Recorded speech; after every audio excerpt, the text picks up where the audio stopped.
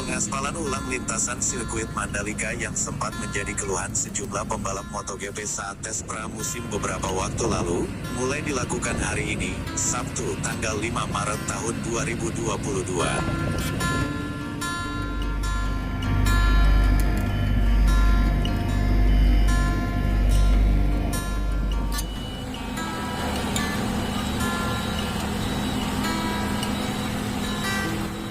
Hari ini mulai pengaspalan mungkin menjelaskan. Ya, jadi siang ini jam setengah 12 tadi kita masukkan semua alat berat untuk proses pengaspalan.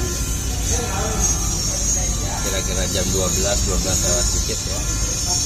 Kita mulai pengaspalan. Sebelumnya pagi udah dipastikan udah bersih, kemudian nggak terkasih bonding lemnya ya. Jam 9.10 kita kasih bonding lemnya, kita tinggal, kita kembali lagi jam 12.01. Teman-teman sendiri tadi ngambil gambar, foto, video ya. Proses pengaspalan pertama, sambungan dari tikungan 16,5 mulai diaspal menuju ke tikungan 17 tadi ya, belum sampai 17 ya. Pengaspalan ulang lintasan sirkuit Mandalika itu ditargetkan selesai dalam 5 hari ke depan, sekitar tanggal 10 Maret. Direktur Utama Mandalika Grand Prix Association (MGPA) Priyandi Satria kepada awak media pada hari Sabtu, tanggal 5 Maret tahun 2022, mengatakan, mulai jam 12 siang, pihaknya memasukkan semua alat berat yang diperlukan untuk proses pengaspalan ulang sirkuit Mandalika tersebut.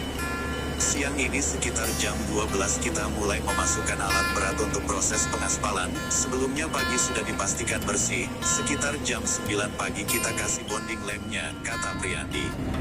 Pengaspalan dimulai setelah proses pengelupasan lintasan sedalam 4 cm lebih. Proses berikutnya lintasan sirkuit dilapisi aspal yang menggunakan teknologi Stonematic Asphalt SMA. Sebelumnya sudah dilakukan simulasi atau uji coba kimia pengikat dicampur dengan aspal dan kerikil. Kami menargetkan pengaspalan selesai tanggal 10 Maret dan berupaya bisa merampungkan dengan sempurna, kata Priyandi.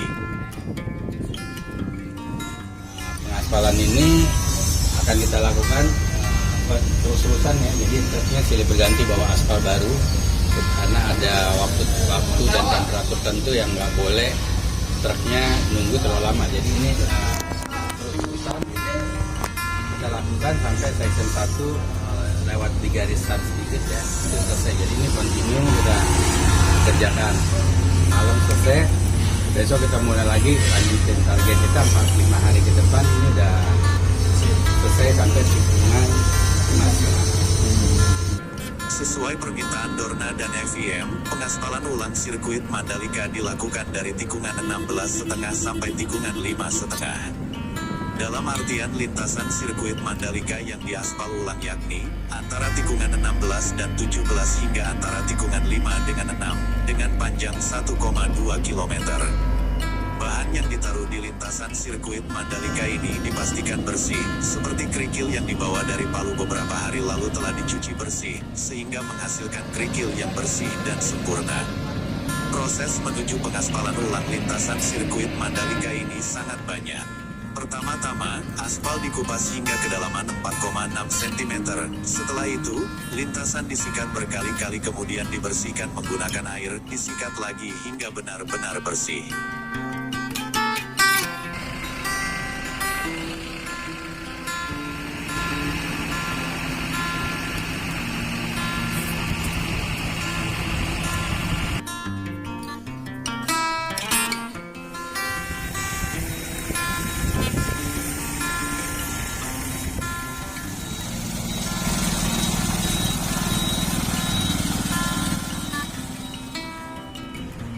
Selain lintasan, alat berat juga dibersihkan berkali-kali sampai roda dan drum penggilas aspal benar-benar bersih.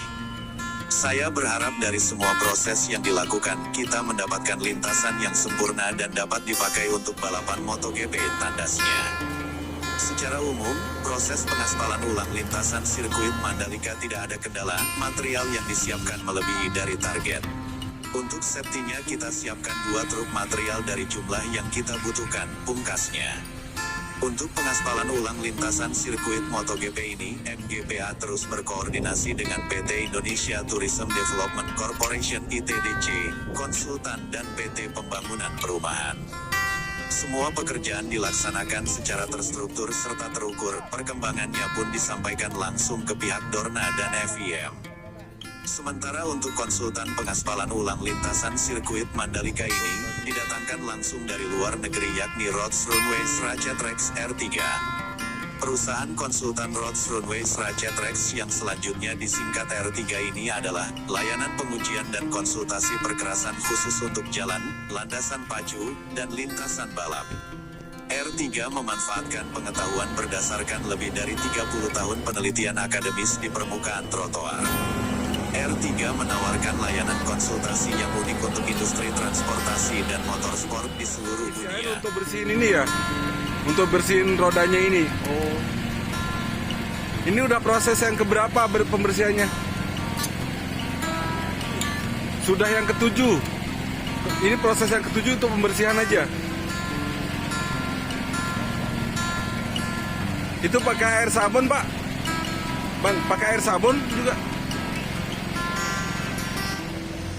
Kualitas itu nama aspalnya sendiri yang digunakan ini? Aspalnya ya campuran ya, kombinasi hasilnya seperti sama dengan lintasan sebelumnya SMA. Prosesnya aja kali ini tadi nggak teman-teman lihat ya, termasuk mesti bersih, alat-alat yang dipakai mesti bersih, lapisan roller rodanya juga mesti bersih. Jadi ini karena ada konsultan asingnya yang menentukan, jadi PT Pembangunan Perumahan selaku yang mengerjakan dan bertanggung jawab untuk pengaspalan ini mengikuti arahan dari para konsultan. Apa yang berbeda dengan aspal sebelumnya, Pak? Dengan aspal ulang ini? Yang sebelumnya saya nggak ngikutin prosesnya ya. Cuman kalau yang ini proses menuju pengaspalan ulangnya menurut saya sangat banyak ya.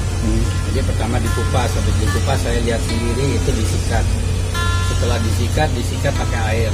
Disikat pertama nih untuk menghilangkan debunya aja. Setelah debunya hilang, dikasih air, disikat. Setelah itu dikeringkan, disikat lagi. Kemudian baru tadi pagi dilapisin layer pengikat aspalnya ya. Jadi karena menurut mereka kalau permukaannya ada butir-butir pasir, ada lapisan debu, ditaruh lem, ya sebenarnya lemnya nanti bisa dicabut satu lembar gitu. Jadi mereka pingin permukaannya sekasar mungkin, sebersih mungkin. Tadi pagi udah taruh lapisannya, kemudian saya pikir kendaraan berat tinggal masuk aja ya. Kendaraan beratnya juga dicuci, tadi ada beberapa teman-teman yang lihat juga kendaraan beratnya dicuci berkali-kali untuk memastikan kendaraan berat yang akan melakukan pengaspalan juga semuanya bersih. Berarti dengan seperti itu dijamin bahwa kualitasnya lebih bagus dengan aspal sebelumnya gitu, Pak? Saya sendiri hanya sebagai pemakai nggak bisa dari fungsi teknis ya, itu konsultan dan PP sebagai yang melakukannya. Kalau saya punya kepentingan mendapatkan sirkuit yang permukaan lintasannya dapat dipakai untuk ajang balap kompetisi. Nanti sebelum pertandingan nanti akan ada Dorna akan melihat ya, beberapa permintaan kan dia udah ngasih ya, yang disarankan, yang diharuskan. Yang disarankan itu nggak masalah, yang diharuskan beberapa kita rubah kayak pagar harus ada bolongan dengan ukuran tertentu, dibagi beberapa bagian itu kita udah rubah.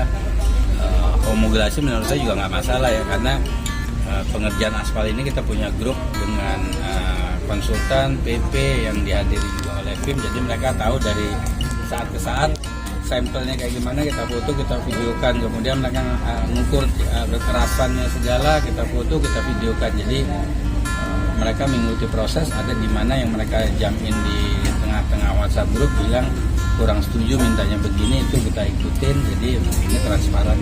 Jadi Dorna datang ke sini, harapan kami sudah langsung akreditasi untuk MotoGP.